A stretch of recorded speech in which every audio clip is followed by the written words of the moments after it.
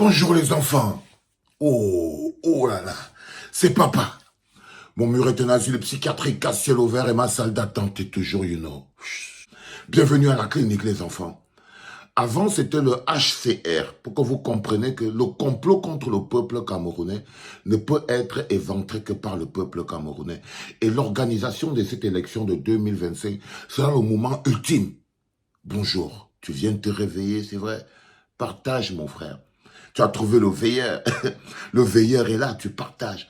Alors, on a d'abord éventré la fabrication de cartes nationales d'identité pour les étrangers. Ça sortait le premier complice extérieur et international de Elekam et du gouvernement RDPC dans la manipulation et le tripatouillage des élections au Cameroun. Parce qu'il y a aussi les partenaires internationaux qui aident le gouvernement RDPC et Elekam à bourrer les urnes électorales, à violer la loi électorale et à voler la souveraineté du peuple camerounais.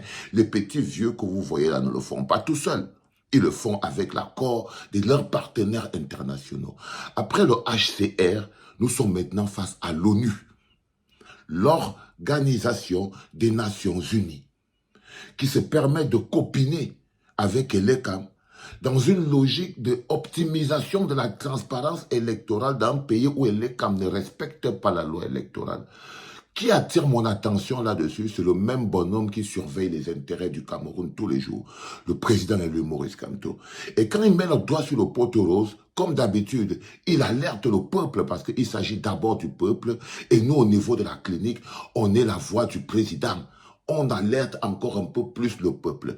Donc tu te réveilles comme tu t'es réveillé là. Tu partages rapidement, tant, hein, afin que nul n'en ignore. Déclaration relative à la signature d'une convention entre ELECAM et l'ONU, l'Organisation des Nations Unies. Le mouvement pour la renaissance du Cameroun, MRC, a pris connaissance, à travers un article en circulation sur les réseaux sociaux, de la signature d'une convention de collaboration entre Élections Cameroun, ELECAM, et l'Organisation des Nations Unies, l'ONU, le 9 mai 2025 à Yaoundé.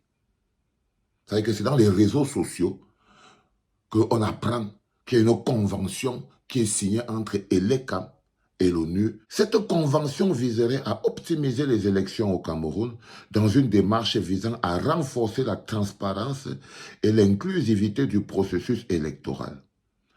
Le mouvement pour la renaissance du Cameroun déplore et dénonce la mise à l'écart des partis politiques, acteurs majeurs du processus électoral, de la préparation et de la signature d'une telle convention. Est-il besoin de rappeler que si l'ECAM a compétence pour organiser les élections, il ne peut y avoir d'élections sans les partis politiques qui représentent les candidats? Le mouvement pour la renaissance du Cameroun condamne fermement la démarche inconvenante de l'ECAM en cette période aussi importante et sensible de la vie politique nationale. Le mouvement pour la renaissance du Cameroun observe que plusieurs jours après la signature de cette convention, ni les responsables de l'ECAM, ni ceux de l'ONU n'ont cru devoir faire une communication sur cet événement. Afin d'édifier les partis politiques, la société civile et le peuple camerounais en général de la teneur des engagements pris par les uns et les autres et en quoi la convention signée pourrait contribuer à l'organisation d'élections libres, transparentes et exclusives. Nous ignorons donc toujours tout du contenu de cette convention qui s'appliquera pourtant au cours de l'élection présidentielle à venir, dont la période de convocation du corps électoral s'ouvrira dans quelques semaines. Cette convention est signée dans un contexte marqué par le refus obstiné du pouvoir en place et de l'ECAM d'apporter la moindre solution aux sérieux problèmes posés par le processus électoral en cours soulevé par le mouvement pour la renaissance du Cameroun. D'autres partis politiques et plusieurs organisations et personnalités de la société civile ont également apporté des griefs par rapport à ce processus électoral. Il s'agit notamment du refus méprisant de la réforme du code électoral dont Elekam lui-même a reconnu la nécessité à la suite de l'élection présidentielle 2018, du refus d'Elekam de respecter le code électoral en vigueur dont il viole allègrement et obstinément les dispositions, comme l'illustre la façon emblématique de la non-publication de la liste électorale nationale par le directeur général des élections, en violation manifeste et assumée de l'article 80 de la loi électorale. Tout ceci intervient dans un contexte de répression des libertés publiques, notamment à travers l'interdiction ou la perturbation systématique des réunions et manifestations des partis politiques de l'opposition. L'ONU est pleinement informée de cette situation car le MRC s'est toujours fait le devoir de porter à sa connaissance ces actes de répression et autres entraves à la démocratie. En faisant un tel choix, l'ONU engage son entière responsabilité dans les fraudes électorales, préélectorales, post-électorales qui pourraient travestir les résultats de la prochaine élection présidentielle au Cameroun. Les Africains en général et les Camerounais en particulier ont encore à l'esprit l'ingérence regrettable de l'ONU dans le processus électoral en Côte d'Ivoire en décembre 2010, ingérence qui contribua à accélérer et à amplifier l'une des pires crises post-électorales du XXIe siècle en Afrique, avec à la clé des milliers de morts et la désolation au sein de presque toutes les familles ivoiriennes. Le MRC exerce donc ici et maintenant son devoir de vigilance et d'alerte en dénonçant et en condamnant ces manœuvres qui faute d'inclusivité et de transparence, sont de nature à apporter encore plus de malheur dans notre pays. Nous sommes au Cameroun. Tu viens d'écouter, d'être au courant que ce n'est pas une histoire, un combat que peuvent mener les partis politiques.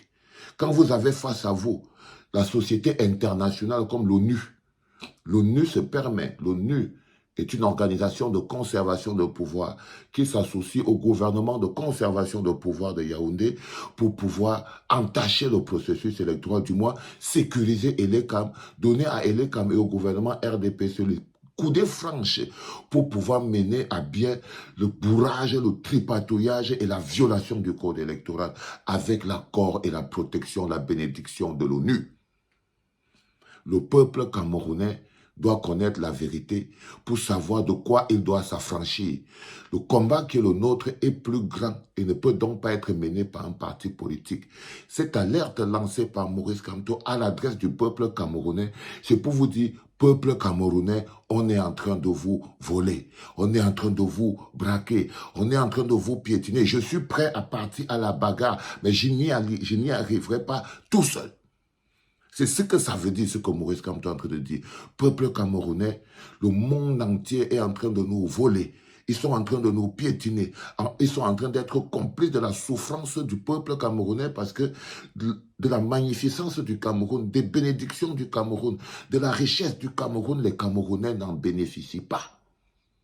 C'est ce monde international qui se nourrit des ressources du Cameroun, des ressources minières du Cameroun, qui font du Cameroun un marché à terre, à ciel ouvert, et nous les Camerounais, des consommateurs des choses qu'on ne produit même pas. C'est des accords internationaux. Il est important que notre projet Cameroun soit le nôtre. Qu'on ne soit plus ce pays où il faut que l'ONU vienne s'ingérer dans les élections. Vous avez entendu que l'ONU s'est ingérée dans les élections aux États-Unis. Vous avez entendu que l'ONU s'est ingérée dans les élections en France, en Ukraine, en Russie, en Angleterre. Dans quel pays avez-vous entendu que l'ONU s'est ingérée dans les élections? Non. L'ONU ne s'ingère que dans les élections où les peuples leur permettent de s'ingérer. Tu viens de te réveiller, tu es sur le 6h30, donc 7h chez toi de la clinique. Partage, frérot. C'était papa.